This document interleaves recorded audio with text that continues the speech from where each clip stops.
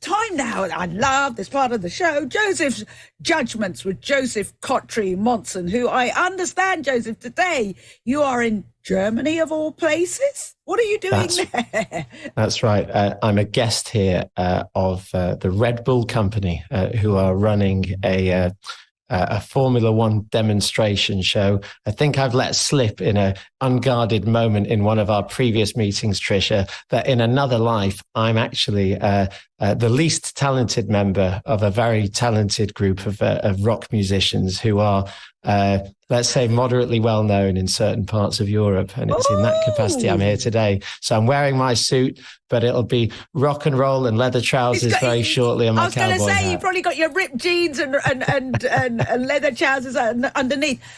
Okay, so let's have a look at the legal headlines today. This one, and I'm hoping you can explain it to our listeners and our viewers. There's a couple who stole £150,000 from celebrity chef Gordon Ramsay's best man, Stephen Terry. They spent it on holidays, Disneyland, all those sorts of things.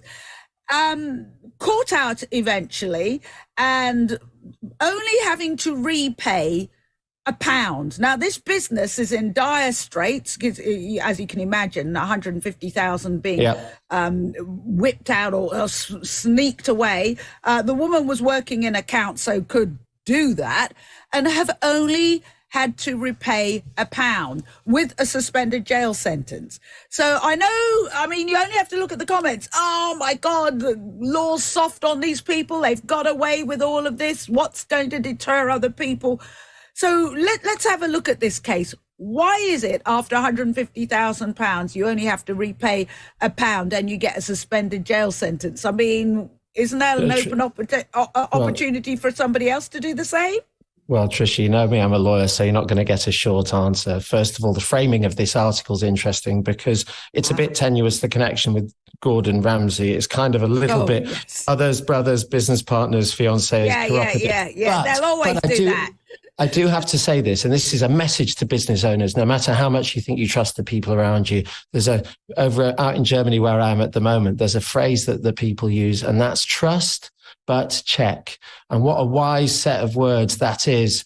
The main lesson about this article is not about what we'll talk about shortly to do with proceeds of crime compensation, but theft from employers cases. And I've specialized in these over the years, and too often cash handlers do not have oversight on a weekly and monthly basis. And the method is always the same.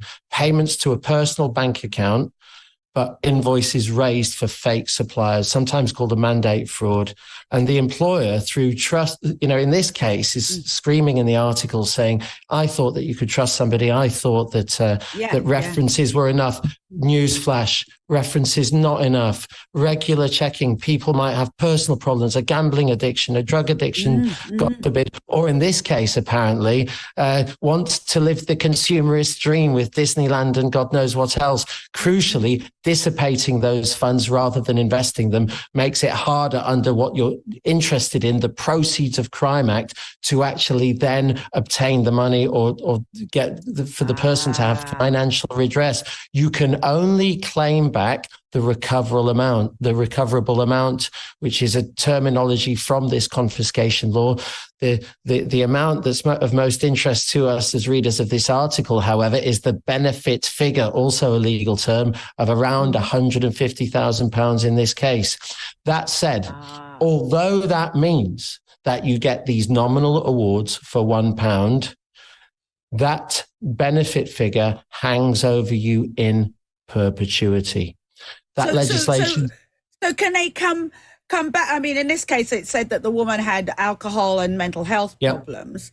And you kind of wonder how, as an employer, you might not pick up on that. And you touched upon somebody could have gambling problems or what have you.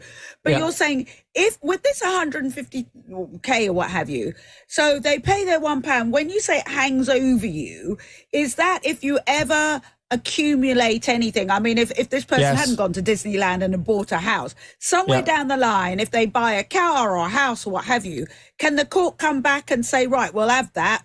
That they can. It's not a matter of absolute right, but the provision exists under the Proceeds of Crime Act 2002. This legislation's been active since then. And when that law came in, just really at the beginning of my legal career, we weren't really sure as lawyers whether that would mean that prosecutors and other agencies would come back for a second bite of the cherry. What they're doing is, in some cases, waiting until somebody's paid their debt in terms of prison and other penalties. But if they find out, and they'll do a check after 10 or 15 years, that the person's either come into money unexpectedly or just built their life and put themselves in a position that they're able to pay a deposit on a house and all of that type of stuff, they may be able to check land registry details quite easily. HMRC can, we know that, don't we? So for example, in those types of circumstances, it is now not unknown. We're seeing those first cases in the last 5 years, Tricia, come through, and people come in and say, hang on a minute, I thought this case was over. I've rebuilt my life. Can they come back in that way? And the answer is maybe. They're still subject to a principle of kind of, is it just and fair in the circumstances? And it would, and a judge may make a ruling based on specific facts. So it's not just an automatic right, but it's wrong to say that £1 is necessarily the end of it, Tricia. It's not.